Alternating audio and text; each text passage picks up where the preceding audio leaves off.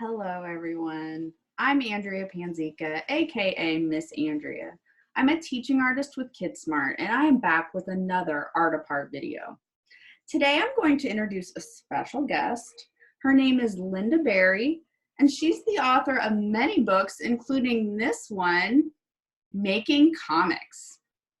She's not here with me, of course, but she will guide us through our next activity in a video that I am about to show you. With her help, we're going to explore drawing faces in our comics. For this, you will need a piece of paper and something to draw with. When you're done, you can color it in as always. So first, what we'll want to do is fold the paper in half and fold it in half again so that we have 4 spaces to draw in. Next, what we'll want to do is draw 4 shapes. These don't have to be ovals like a usual face that we're used to. They can be any shape you want as long as it's large enough to fit some facial features inside. All right, now I'm going to hand it over to Lynda. Take it away, Lynda. We're going to do just some sort of hairdo. So a common hairdo. In the 1960s, this was a real common hairdo. You can just do a common hairdo like that, but hair can also just be sort of scribbled.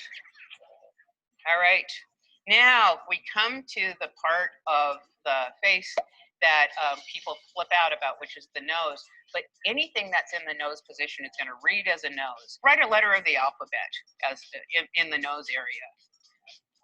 Sort of punctuation mark or hashtag or @ sign, some kind of thing. I'm going to do a hashtag.